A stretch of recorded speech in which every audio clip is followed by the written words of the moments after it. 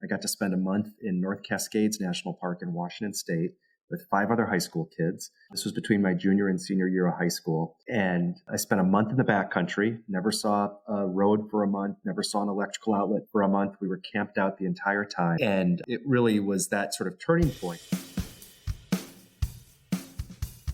Welcome to Who Runs This Park, a podcast where you are invited into the hearts and stories of those who have committed their careers to the protection and preservation of our great national parks. Who Runs This Park aims to be a catalyst for inspiration, highlighting all that goes into managing our national parks and building a sense of appreciation for the invaluable beauty, diversity, and history of our protected lands.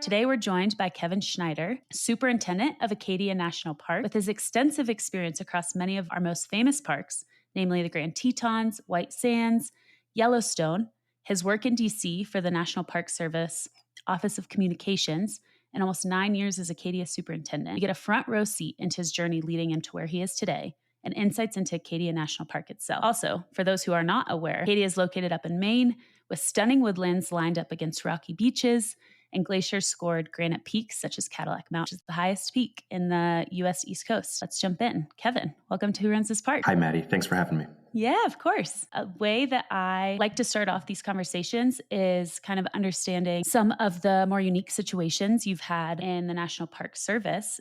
So I'd love to hear about one of the more unique or crazy stories you've had as Acadia Superintendent. Well, I think for me, best times working and living in national parks is getting to be in those national parks. And so actually spending time in the field, in the parks with our park visitors, going out on hikes. For me, in Acadia, I'm a runner. So on the weekends, I'm often on the park's carriage roads running. And, I think it's really important as a manager that I'm also a visitor in the parks. And I have that same experience that our visitors do. I think it really helps me better understand the issues that the park is facing, the dynamics our visitors are facing. So, those are the most memorable experiences, whether it's early morning run on a Sunday on 4th of July, perhaps on Acadia's carriage roads, or, backpacking in Grand Teton National Park with some of my coworkers to visit sites in the backcountry, spending time at White Sands and being part of the discovery of human footprints that are some 20,000 years old at White Sands National Park. Those are the kinds of things that really is what keeps me going, is being out in the field. Yeah, it's cool. I can even see kind of in the way you talk about it, how much joy being outside brings you. And so it's cool to see that in just the way you get excited about it. I went to Acadia a couple of years ago and got to run, I think, Eagle Lake Road, if I'm recalling that correctly. Sure. And yeah, they're great, beautiful trails. So I would imagine that's a great thing to be able to do. Yes. I saw that, I believe it was in high school, you got to volunteer with the Student Conservation Association. And my understanding is that was a pretty pivotal experience, kind of giving you that exposure to, like you said, being in nature, being immersed and all of that.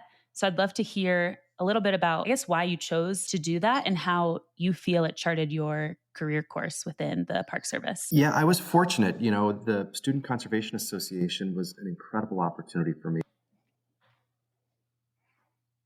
and did not necessarily grow up visiting national parks as a kid. And certainly growing up in the suburbs of Chicago, didn't have a lot of access to national parks on a regular basis. But I became interested in the outdoors, sort of as a way in high school that a lot of kids in high school are sort of, dealing with the changes in their lives. The outdoors was a sort of a refuge for me and a place that was a good escape. And so got a camera. I spent time at some of the protected areas around the city of Chicago photographing. And I like to say in Chicago, you can photograph things. You can take pictures of people because there's all kinds of interesting people. You can take pictures of architecture and the built environment. Chicago has great architecture. Or you can take pictures of nature. And I was really drawn to nature photography. It was never even really a choice for me. And so that's what led me to sort of get exposed to it. And the SCA kind of appeared for me as almost as a lark, like someone had mentioned it. And this was long before the days of the internet. And so I wrote SCA a letter, if you can imagine that. And I said, your program sounds very interesting. can you please send me more information? So they sent me the catalog, the volunteer opportunities, and that created again, this was before the internet, so I took that catalog to the library Oh where my gosh. I sort of paired places, all of which were pretty far that I was attracted to in the West, and started looking at books about those places to figure out where might I want to, apply to volunteer. Yeah. And so I got to spend a month. I was fortunate enough to be selected. I got to spend a month in North Cascades National Park in Washington State with 5 other high school kids. This was between my junior and senior year of high school. And I spent a month in the backcountry, never saw a road for a month, never saw an electrical outlet for a month. We were camped out the entire time. And it really was that sort of turning point where I said, this is what I want to do for my career. And then from that point on, it's kind of all history. But the SCA was really a great experience. And I think having that kind of an experience as a young adult is really, really healthy, whether it's SCA or another similar kind of program. I think is a really, really positive experience for kids. Yeah, that's cool. What did you do for food? Did you have a month's supply or did you get supply drops? We had a couple of different campsites, and Okay. Initially for the group, there was a group of about 6 kids plus a crew leader plus a person from the Park Service. That's a small group to spend a whole month with. It was intimate. 3 guys, 3 gals, and then our crew leader, and then the Park Service had a trail crew member who was assigned that worked with us. And they flew in the initial drop of gear and food. We had to backpack our own personal equipment and gear, but the bulk of it got flown in by helicopter into the backcountry. And then for our second campsite, it actually got packed in by horses for that second portion. So just that in and of itself was pretty exciting to see a helicopter bring all of our gear on a sling loaded. Oh, I'd find that very cool. Especially even now, but especially as a high schooler. I just think everything seems more grand and exciting and adventurous. Yeah. My understanding is that one of the first places you worked in the Park Service was on the trail crew at Rocky Mountain National Park. And some folks who have listened to a couple episodes have reached out being curious of how are trails maintained typically within national parks? Were you in that situation identifying new routes, or were you more so maintaining and updating existing routes? Yeah, well, working on the trail crew was sort of a natural progression from that experience Right. in the North Cascades with SCA, because that's what I did for SCA. And so, mostly maintaining existing trails. Occasionally we construct new trails, but most of our work is really focused on maintaining trails. And for people who aren't familiar with our trails, they might think that, why do you need to maintain trails? You might sort of chuckle at that. But actually, a constructed trail does require routine maintenance in order for it to stay in good condition. And especially when you consider how many people use trails in national parks. And so my focus in college was getting to work at Rocky Mountain National Park in the trail crew, which I like to say is the best job in the Park Service if you like to hike, which I do, because you get paid to hike every day with a chainsaw and a shovel. Wow. And so just tons of fun, great camaraderie, really, really good summer job. And I learned a ton in it about working with people, and, getting to live and work in Rocky Mountain National Park was phenomenal as well. So it's a great, great opportunity for folks. Yeah. When I've been hiking on trails, especially if you're farther into the backcountry, it just feels more and more impressive of how did people maintain these, build these? I'm thinking of Glacier National Park has pretty far out in the backcountry has bridges across different streams and stuff like that. And it's not as easy as driving a truck or a tractor and bringing the wood and all of that. So I can imagine it was exciting and tiring. So it's good for an energetic college student. It was both. Yes, it was very hard work, but very rewarding and satisfying. And, occasionally visitors would come by and thank us and just sort of express that amazement that you just did about wow, I can't believe you just built this bridge or that kind of stuff. And that's always a nice compliment. Yeah. You had mentioned when we were talking about some of the more unique situations you've had in the Park Service, you mentioned, I think it was discovering footprints in white sands from 20,000 years ago. Can you share about what that means? Yeah, sure. When I was at White Sands, I was the superintendent there from 2008 to 2011. And at that time, we discovered footprints in the dunes that had been exposed by shifting sands. The sands at White Sands shift and move, and it's a very dynamic landscape.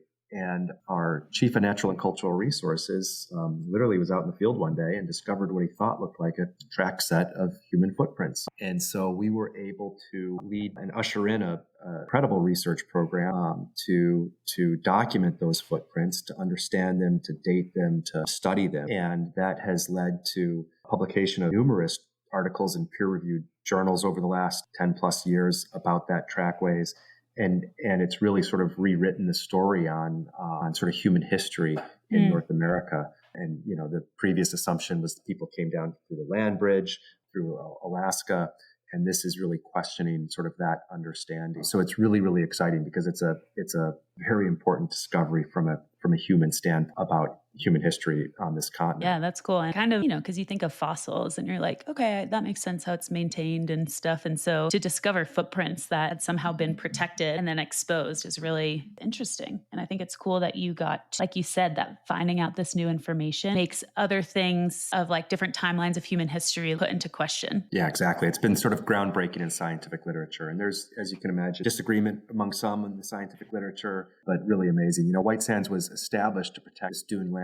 And, while I was there, we were discovering not just human footprints, but other trackways from other animals that date to 20 or 30,000 years ago. Woolly mammoths, for example, and things like that. Cool. So, really extraordinary that, we protected this landscape at White Sands in the 30s, protect the dunes. And yet some of the most important discoveries are actually paleontological resources that are at that place. And it just goes to show that there's always more in national parks than you might imagine at first blush. Yeah, you took the words out of my mouth of I think it also emphasizes the importance of preserving our landscapes. And yeah, there's more to each place than kind of what you just see at the eye level. Right. So that's cool. I believe that this was during your time working in DC in the Office of Communications. But I saw that you had worked organizing some news conferences for the launch of the Island Explorer and the Acadia Trails Forever. Yeah, so when I was right out of college, I went to work in our Washington, D.C. headquarters, actually doing public affairs, press and news media relations. And so I had the opportunity in the summer of 1999 to come up to Acadia at the request of the park superintendent, Paul Hartel, at that time, and help provide a little bit of support and help in organizing a couple of news conferences that the park was having on the launching of the Island Explorer bus system, and also the endowment of the park's trails with Friends of Acadia. And both were major, major successes for the park. We were the first park, Acadia was the first park to have an endowed trail system that still stands today, that Friends of Acadia maintains and holds.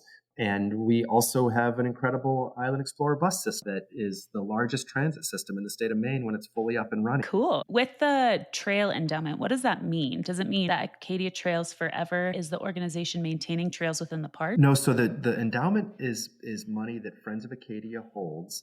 Okay. And then through that endowment, it's invested. It returns an annual dividend, if you will, that we can then use in Friends of Acadia gifts to the National Park Service to accomplish trail maintenance work. So that helps to fund our trail crews here in the summer and keep our trails in good shape. It doesn't cover everything in terms of our needs, but it does cover a significant share of our annual trails funding needs. So it's really, really important, very, very visionary to establish an endowment like that. And it's really crucial. Right. We have, I think, some of the most magnificent trails in terms of the quality of the construction in the national park system. We've got these trails there. In fact, our trails are listed on the National Register of Historic Places as being historic. So the entire trail system in Acadia is listed as being historic. And because of that endowment, we're actually able to maintain the trails, not just in a sort of passable or acceptable condition, but we maintain them to their historic standard. And it's because of that trails endowment that we're able to pursue listing our trails as historic. And so, for example, when the trail crew is looking at how a trail crosses a stream, they're able to look at it for what it might have looked like in 1916 when the park was established, and then reconstruct the crossing in that way, rather than just, say, putting in a steel I-beam bridge with, log facade on it. They're doing a preservation treatment to those trails. And I haven't heard of that actually, of trails being marked as historic. What does that mean or refer to typically? Well, so our trails it's sort of a recognition of the fact that these trails are historic. It creates a little bit of sort of more care that we take in stewardship in those trails. We want to make sure that when we do any kind of maintenance or modifications to them, that they maintain that historic integrity. So it sort of causes us to do a little bit more work to make sure that what we do doesn't inadvertently sort of harm that historic integrity to those trails. And so that's important. And it also ensures, as I said, that we sort of look at these as how do we maintain the way that keeps that sort of historic integrity. So we were the first national park in the country to have really our whole trail system identified as being historic. And that was 3 years or so ago that was approved for listing on the National Register of Historic Places. Are there, I guess it was only 3 years ago, so it's relatively new, but are there other parks since then that have had their trails registered as historic? And not that I've heard. Yeah, Okay. not that I've heard. There are trail segments that are Yeah. parks that are often identified as being historic. Or a particular trail rarely is it as comprehensive as Acadia is, and that's because a lot of our trails were established sort of in what we call the Rusticator Era, where we had people coming here as second homeowners, coming here for summers, and they were creating trails in the park, creating trails to the top of the park's mountains, creating trails between the various communities. And that sort of era of development is partly what led to the creation of Acadia National Park as well. So, that's where these trails date from, is that sort of late 1800s often, into the early 1900s, before the park's establishment in 1916. Yeah, so I guess the trails were reflecting the people in that area's recreational use of trails, or even like use for, like you said, getting between communities. And so it's Right. cool to then get to go and hike or run those trails that had historical significance. Yeah. It makes me think of a couple of years ago, my family, we got to do the Inca Trail in Peru. And Oh, that's cool. like about a historic trail where some of the infrastructure of that trail, and I was actually thinking about this when you were talking about being on the trail crew in Rocky Mountain National Park, but it was so well constructed that some of it hasn't even had to be fully updated or renovated, which to think of how old they are and how many people go through those trails now, it's really impressive. Right. So yeah, that's cool. When you were working in the Office of Communications, I know hindsight can be 2020, but was there a part of you that ever thought you would be back at Acadia as its superintendent? I would say that's what helped me develop my love for the park. And even during that time period that I was coming here for the news conferences, the superintendent had sort of floated the idea of trying to come up here for a job. And I was very interested in it. Didn't wind up working out. Yellowstone ended up hiring me before Acadia could. And so I'm happy to have gotten the chance now to be back here. Yeah, it maybe gave you, like you said, exposure to the beauty of the park to then when the spot opened up, however many years ago. And I think back in 2015, you had that context to be like, oh yeah, this right. would be a great role. Yeah, that's right. That's right. I know right before you were at Acadia, you were the deputy superintendent of Grand Tetons. How was that transition between the two parks? I know that I'm not thinking of the right word, but they are quite different parks. I mean, I think that's the beauty of the Park Service is we have such variety in all of our parks. I'd love to kind of hear your thoughts of that transition and how you feel your time has been spent differently at Acadia versus when you were at the Grand Tetons. In many respects, they're similar. In other respects, they're different. Both parks were established by the Rockefeller family. Really? And so they share that connection. And so they have an interesting sort of history with conservation and philanthropy. Both parks are in wonderful communities with very, very supportive friends groups. Mm-hmm. We have Friends of Acadia. Grand Teton Park Foundation is also extremely successful and does a phenomenal job. Both parks play a very important role in their communities. People live here because of Acadia National Park. People live in Jackson Hole because of Grand Teton. So, in many respects, they're similar. In other respects, they're different. We are very much sort of embedded in the community in terms of our lands, where mm-hmm. you can be in the park, out of the park, private lands. And whereas, in the West, it tends to be sort of a more clear distinction between federal park lands or Forest Service lands, private land. So, both parks have very challenging operations. They're among the most visited national parks in the United States. So, they're both really exciting places to work. I think my experience in Grand Teton and Yellowstone prepared me well here to Acadia. Yeah, that's cool. So I know you talked about the SCA, Student Conservation Association, and kind of the impact that had on your life and what led you to, working in the Park Service. It looks like, or it seems like Acadia has programs like the Youth Conservation Court, the Teacher Ranger program. I'd love to hear kind of your thoughts about those programs and if you feel like their purpose is similar to and offer similar experiences as the Student Conservation Association. Yeah, well, the Acadia Youth Conservation Corps is definitely very similar in some respects to the Student Conservation Association. They both provide great opportunities for young people to work here or work in a park. So I think they're very similar. The Teacher Ranger Teacher Program is another program that gets teachers to be a ranger for the summer and then to take that back to their classroom then cool. in the fall. And so seeing teachers come here every year, it's really inspiring for them. They inspire us because they come with lots of fresh energy and ideas. And so that's a wonderful program as well. It's just a natural fit. And are those folks usually coming from surrounding Maine areas, or is it anywhere within the U.S.? Both, yeah. So we get, for both programs, we get participants from all over the country. We also get a lot of participants from Maine. The Youth Conservation Corps we don't provide housing for that program. So if someone's coming from outside the community, they have to maybe have a relative here or someone that they can stay with to make that work, because we don't provide overnight housing. The Teacher Ranger Teacher program, we actually do provide housing. So that makes it a lot easier for somebody from a different part of the country to come here and spend the summer with us. And is that program unique to Acadia, the Teacher Ranger Teacher? It's not. It's actually a national program. Okay. We've sort of done our own spin on it here at Acadia. So we've got some aspects of the national program that we've adopted, but others that we've kind of made our own. But it is a national. Oh, very cool. I can see, and this is, applies to not just the Park Service. When I was working, I used to work at Google, and it's similar of like anytime you're new to a place, bring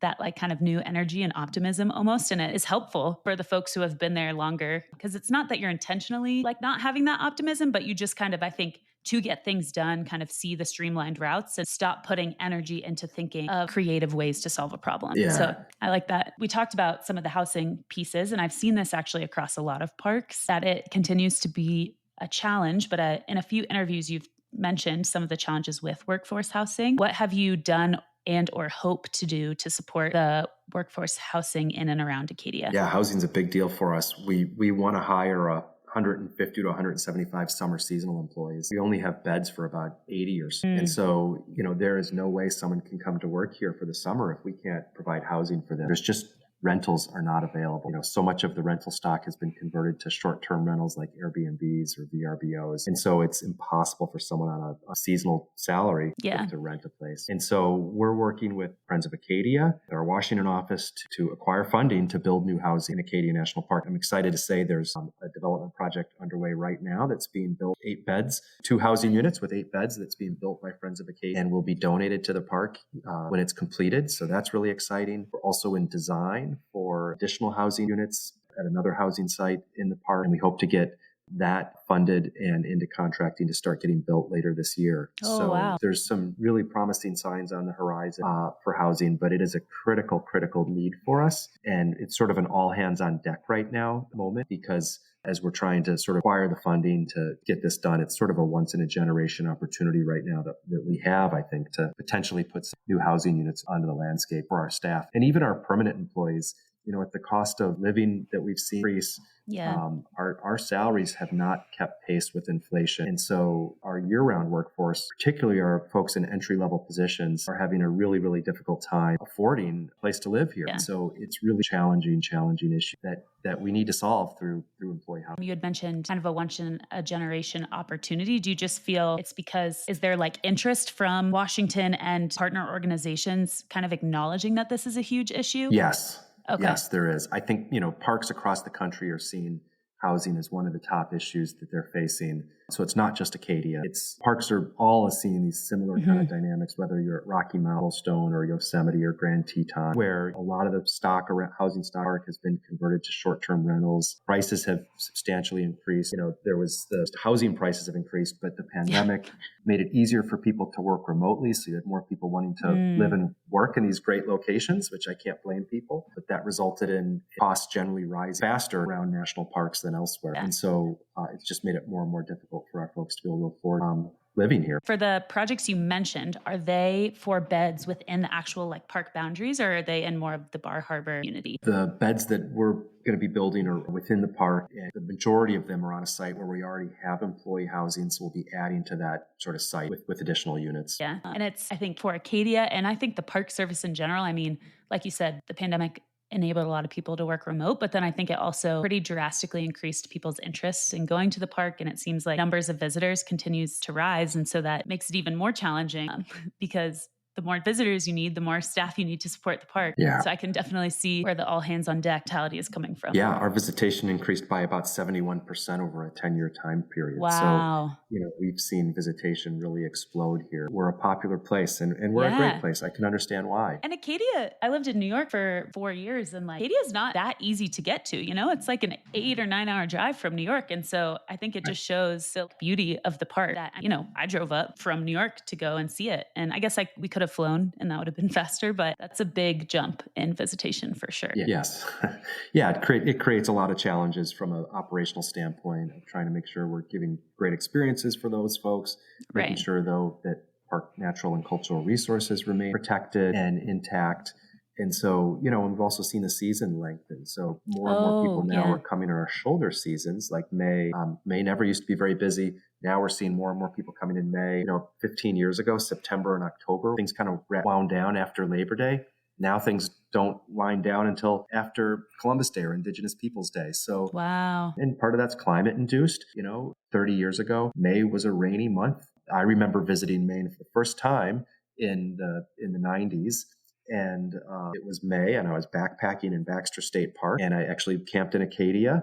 And I think for the week we were here, it rained the entire week. Oh my. I think we might have seen the sun once. Oh. And now, now May is often a very delightful time. Yeah, I grew up in Austin, so I'm a bit of a baby when it comes to like a whole week of rain. I'm like, that sounds so scary. And how does that affect the seasonal workers? Because historically, my understanding is the seasonal workers cover for most of the parks the summer, which is the busiest time. But as the season is expanding into May and into September and October, like a lot of those seasonal workers probably have to go back to school or so how has that affected staffing? Yeah, a couple things. It's like, as I said, I worked at Rocky Mountain National Park when I was in college, and it was a good summer job that I could do between May and August. Right. When I had to, go back to school. And so now that it's harder for us to work with that kind of a schedule because we need people to start often in April, and then we need them to stay on with us until Columbus Day or Indigenous Peoples Day. So that means we need them for a full 6 months. And so it's harder to work with like a college student schedule. And we also can't have people longer than 6 months and still be a seasonal employee. So that's there's sort of an administrative dynamic with it as well. Has it been challenging finding folks who can work for that 6 month period? Yes, especially for some career fields, particularly in, the maintenance positions like custodial positions or people who might work on our roads crew, operate heavy equipment. Those are some of the most in-demand positions that we have. And so if you know anyone who is interested in those positions, we are constantly recruiting. I'll be a referral pipeline. Yeah. Actually try up a sort of recruitment initiative to really talk about our career opportunities because they're great jobs. Yeah. They're fun jobs. They're rewarding jobs. They give you a great sense of service and satisfaction at the end of the day. But 30 years ago, we really didn't have to recruit. Right. 20 years ago, we didn't have to us.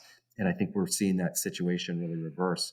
Again, not just at Acadia, but at parks around the country. Part of that's the labor market. Labor is short, just period in our country right now. And then part of it is wages, and what we pay versus what some of the private sector positions pay around the park is different, candidly. So those are headwinds for us. I have two thoughts from that. The first is with regards to ski patrol, because I have a couple friends who have worked in the ski patrol world, and they were saying a similar thing of like 30 years ago, it was really, really, really hard to get a ski patrol position. And it's like, it's still really hard, but it's candidly like all of the ski towns are so expensive and the wages haven't reflected that. And so it's still a really prestigious job, but it's just not as many people are able to do that and and it's, a super rewarding, super challenging, super exciting job. But the labor market hasn't allowed people to be able to do that. So I could see something similar with the Park Service. And then the second thing is, I think at South by Southwest in Austin, so I'm not sure if you're familiar with South by Southwest. It's like a big conference and they have all these different tracks. There's like a comedy festival, film festival, but there's a civic engagement track. And the National Park Service and the National Park Foundation are actually having a couple conversations at it. And one of them, I think it's like the CEO of the National Park Foundation, folks from the Park Service are having a candid conversation of like, what is the future of the Park Service workforce employment look like? And kind of acknowledging that I think the percentage of ages in the Park Service is getting older. And it's like, how do they kind of recruit that younger generation and acknowledging that younger generation is really vital and important to the park. But yeah, just acknowledging like some of the struggles and kind of trying to brainstorm what does the future of the workforce employment look like at the Park Service? Yeah, it's all right. We're very much in the thick of that. Kind of in the similar realm of building and construction projects. I saw that last February, I believe, Acadia was awarded a contract to build new maintenance facilities. What was that process of getting funding like? And how has, I guess, it's almost been a year. So how has that progressed, or how is it progressing? Yeah, so we've gotten funding to rebuild our primary maintenance facility at park headquarters through the Great American Outdoors Act, also known as GOA. And, that is one of the most important laws we've seen get passed by Congress, since the 60s, aligned to national parks, because it funded the Land and Water Conservation Fund in perpetuity, which is the fund that provides money for land acquisition. But it also funded for 5 years a huge investment in addressing deferred maintenance across the National Park Service. And so for Acadia, we got funding to rebuild our primary maintenance building, which is really the building that underlies everything we do here. It's the building that houses our auto shops, our carpentry shops, a welding shop, a paint shop, storage, office space. It's really a complicated building, but a very, very important to everything we do. The project, we spent a couple of years in design for it, and now its construction contract has been awarded. It is underway. They're working on the foundation and the footings for the foundation literally as we speak today. So it's really, really exciting to see that move forward. And it couldn't have been possible without the help of our congressional delegation. Maine's congressional delegation played a very important role in getting the Great American Outdoors Act passed. And so we were sort of on the forefront with it. It's a critical piece of legislation. We've got only another 2 years of it left of the funding for deferred maintenance. After FY25, the law is scheduled to sunset deferred maintenance funding. So we're starting to think about, what comes next, because it really has been a critical investment for us. What does that mean? Is that specific for Acadia that funding expires, or is that across all parks? Yeah, so Great American Outdoors Act, it actually applied not just to the National Park Service, but to the other federal land agencies as well. And so for the Park Service, it was about $1.3 billion for 5 years to invest in deferred maintenance. I see. So this is funding projects across the country, projects here at Acadia, projects at Yellowstone or Yosemite, Grand Canyon. And so it's a groundbreaking degree of investment. What I keep just thinking in my head is you guys are busy right now at Acadia. Yeah, we are. There's a lot going on. It is. I think this question can be hard to answer, but I do think it's exciting. And what led me to be doing these interviews is kind of understanding what is a day in the life as a superintendent specifically, in your case, at Acadia. Yeah, it varies every day. Yeah. And that's, I think, what makes it fun. On Thursday of last week, we had a major storm. I got to go out and see a shipwreck that had been eroded. I saw an article about that. And came to life at Sand Beach. And so, and then I went and surveyed storm damage that occurred elsewhere. And, today I'm doing this interview. I've got meetings throughout the day including thinking about design for the redesign of our primary visitor center parking and how we have transit. So, thinking about really the next 30 years of the park and how we're going to move visitors through the park. And so it really varies. But the great thing is it really is an opportunity to sort of set a vision for the park and think about the future. Often if I worry about what's happening today, I think I'm not doing my job. I really have to be thinking about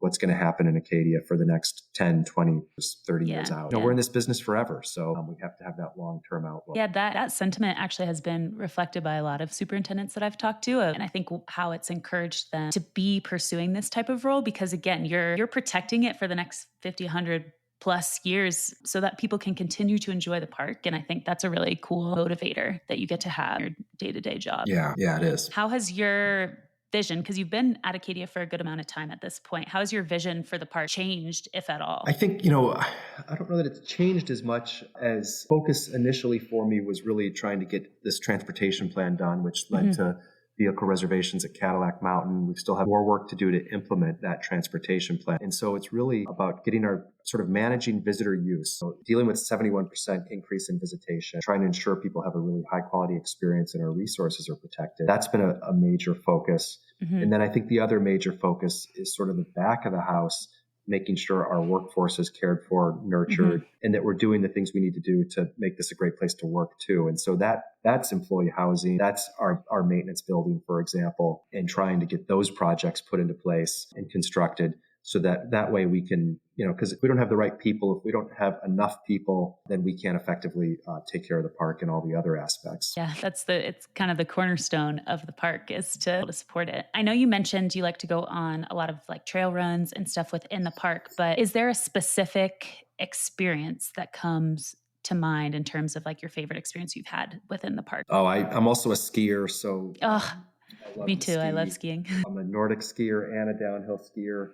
Obviously, there's not downhill skiing in Acadia, but I would say if I had to pick, I would go skate skiing on the carriage roads. What is skate skiing? Is that like cross-country skiing? Skate skiing is a type of Nordic skiing. There's two types of Nordic skiing. There's classic, which is sort of back and forth with your feet. Right. And skate skiing is sometimes where it's almost like a skating motion, like ice skating motion, and it's a faster, higher tempo kind of activity. So anyway, spending some time cross-country skiing, skate skiing on the carriage roads is probably, I would say, is among my favorite activities. It's one where I think we're seeing less and less winter these days, especially this season. We've had very little winter this season.